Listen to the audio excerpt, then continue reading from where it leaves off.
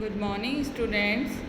जैसा कि कल हमने अध्ययन किया था मुद्रा के कार्य, तो आज का हमारा टॉपिक है मुद्रा का वर्गीकरण। तो जैसा कि कल हमने मुद्रा के कार्यों के बारे में बताया था, आज हम करेंगे मुद्रा का वर्गीकरण।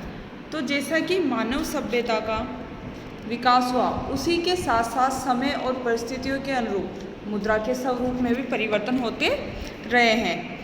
अतः इन विभिन्न स्वरूपों के कारण ही अलग अलग अर्थशास्त्रियों ने मुद्रा का वर्गीकरण भिन्न भिन्न दृष्टिकोणों के अनुसार किया है। तो अब विभिन्न अर्थशास्त्रियों ने जो मुद्रा का वर्गीकरण किया है वो 3 प्रकार से किया है। फर्स्ट है वास्तविक मुद्रा तथा हिसाबी मुद्रा, सेकंड विधिग्राम मुद्रा तथा ऐच्छिक मुद्रा, और थर्ड है धात्विक मुद्रा तथा कागजी मुद्रा। तो आज हम अध्ययन करेंगे इनमें से 2 का, वास्तविक मुद्रा तथा हिसाबी मुद्रा, और सेकंड है विधिग्राम मुद्रा तथा ऐच्छिक मुद्रा। तो फर्स्ट है वास्तविक मुद्रा तथा हिसाबी मुद्रा। अब वास्तविक मुद्रा को कितने भागों में बांटा गया है? 2 में, वस्तु मुद्रा और प्रतिनिधि मुद्रा। फिर प्रतिनिधि मुद्रा को भी 2 भागों में बांटा गया है, परिवर्तनीय मुद्रा और अपरिवर्तनीय मुद्रा। तो सबसे पहले हम देखते हैं कि वास्तविक मुद्रा क्या है। तो जैसा कि प्रोफेसर किन्स ने मुद्रा का वर्गीकरण किया है, उस बेस पे वास्तविक मुद्रा तथा हिसाबी मुद्रा के रूप में उन्होंने वर्गीकरण किया। तो किन्स के अनुसार वास्तविक मुद्रा वह मुद्रा है जो किसी देश विशेष में वास्तव में क्या होती है, प्रचलन में होती है, तथा वह मुद्रा विनिमय के माध्यम जो कि क्या है, मुद्रा के कार्य, मूल्य का मापक और मूल्य संचयन का कार्य करती है। जैसे भारत में सिक्के, पत्र मुद्राएं क्या है, वास्तविक मुद्राएं, क्योंकि वो क्या करती है, मुद्रा के कार्य, जैसे विनिमय का माध्यम, मूल्य का मापक तथा क्रय शक्ति के संचय का कार्य करती है। तो ये थी वास्तविक मुद्रा, जो जिसमें हम इंक्लूड करते हैं सिक्के और पत्र मुद्राओं को। अब जो वास्तविक मुद्रा है उसको भी 2 भागों में विभाजित किया गया है, वस्तु मुद्रा और प्रतिनिधि मुद्रा। तो फर्स्ट है वस्तु मुद्रा। अब वस्तु मुद्रा क्या होती है?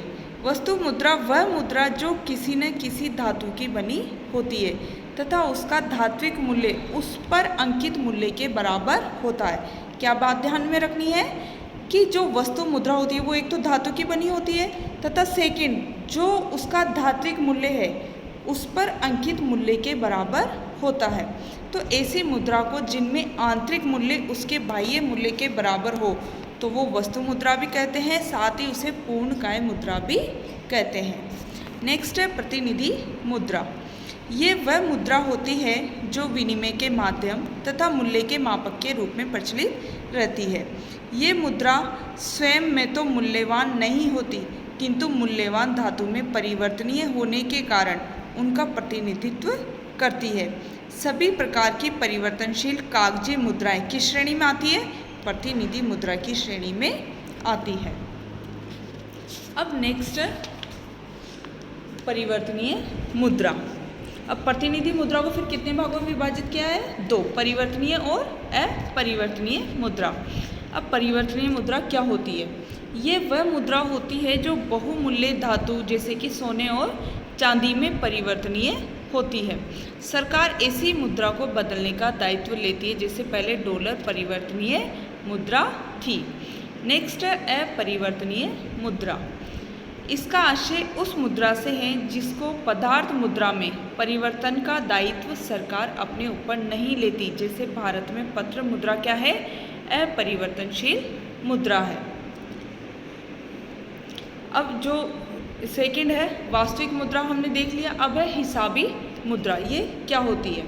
ये वह मुद्रा है जिसके रूप में ऋण, वस्तुओं का मूल्य तथा सामान्य क्रय शक्ति व्यक्त की जाती है। अर्थात इस मुद्रा के रूप में क्या करते हैं हम, हिसाब किताब रखे जाते हैं, इसीलिए इसे क्या कहा जाता है, हिसाबी मुद्रा कहा जाता है। क्योंकि वास्तविक मुद्रा ही हिसाब किताब की मुद्रा समझी जाती है, लेकिन कभी कभी विशेष परिस्थितियों में दोनों में अंतर भी क्या है, संभव है। जैसे भारत में रुपया क्या है, वास्तविक मुद्रा, और हिसाबी मुद्रा, ये दोनों ही हैं। पर द्वितीय विश्व युद्ध के समय जर्मनी में क्या हुआ था, भारी मात्रा में मुद्रा प्रसार के कारण वहाँ वास्तविक प्रचलन में मुद्रा क्या थी, मार्क थी, पर हिसाब किताब की मुद्रा फ्रैंक व डॉलर थे। अब नेक्स्ट है विधिग्राम मुद्रा तथा ऐच्छिक मुद्रा। अब विधिग्राम मुद्रा को भी कितने भागों में विभाजित किया गया है? 2 भागों में विभाजित किया गया है, असीमित विधिग्राम मुद्रा और सीमित विधिग्राम मुद्रा। तो हम सबसे पहले जानेंगे विधिग्राम मुद्रा के बारे में। तो विधिग्राम मुद्रा से आशय उस मुद्रा से है जो सरकार द्वारा क्या होती है? मुद्रा घोषित होती है तथा उसे विनिमय के माध्यम, मूल्य के मापक तथा भुगतान के साधन के रूप में स्वीकार करना क्या होता है? अनिवार्य होता है। इसे मुद्रा के रूप में अस्वीकार करने पे दंड भी दिया जा सकता है। किस प्रकार की मुद्रा को? विधिग्राम मुद्रा को। अब जैसा कि विधिग्राम मुद्रा को 2 भागों में विभाजित किया गया है, असीमित और सीमित विधिग्राम मुद्रा। तो हम देखेंगे असीमित विधिग्राम मुद्रा क्या होती है। ये वह मुद्रा है जिसे भुगतानों व अन्य लेन देनों में असीमित मात्रा में स्वीकार करने की वैधानिक बाध्यता है। कोई व्यक्ति उन्हें भुगतानों के निपटारों में अस्वीकार करने से मना नहीं कर सकता। इसलिए जैसे भारत में सभी प्रकार के कागजी नोट, 1 रुपये के सिक्का, ये सब क्या है? असीमित विधिग्राम मुद्रा है। नेक्स्ट है सीमित विधिग्राम मुद्रा। इसका आशय उस मुद्रा से है जिसे सभी प्रकार के लेन देन व भुगतानों के निपटारे में एक सीमा तक ही लेने के लिए बाध्य किया जा सकता है किसी दूसरे को, और इस सीमा से परे वैधानिक बाध्यता नहीं होती है, बल्कि इस सीमा के पश्चात भुगतान प्राप्तकर्ता की इच्छा पर निर्भर करता है कि वो लेता है या नहीं लेता है। जैसे भारत में 1 पैसा, 2 पैसे, 3 पैसे, 20 पैसे, 25 पैसे के सिक्के क्या है? सीमित विधिग्राम मुद्रा है, क्योंकि इन सब में 25 रुपये में से अधिक के भुगतान के लिए बाध्य नहीं किया जा सकता। नेक्स्ट है ऐच्छिक मुद्रा। अब ऐच्छिक मुद्रा क्या होती है? ये वह मुद्रा है जिसके पीछे कोई वैधानिक शक्ति स्वीकार करने को बाध्य नहीं करती है, बल्कि ये किस पर डिपेंड करता है? जनता पे डिपेंड करता है कि वो इसे स्वीकार करती है या नहीं करती है। तो इसीलिए जनता के द्वारा ये सामान्यतः स्वीकार की जाती हो तो उसे क्या कहते हैं? ऐच्छिक मुद्रा कहते हैं। इसके अंतर्गत वे सभी साख मुद्राएं आती है जो चेक, हुंडी जैसे विनिमय विपत्र आदि। इस मुद्रा का चलन क्षेत्र क्या होता है?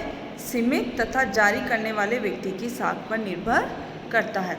तो ये थी मुद्रा के वर्गीकरण के 2 भाग। एक तो फर्स्ट तो था वास्तविक मुद्रा तथा हिसाबी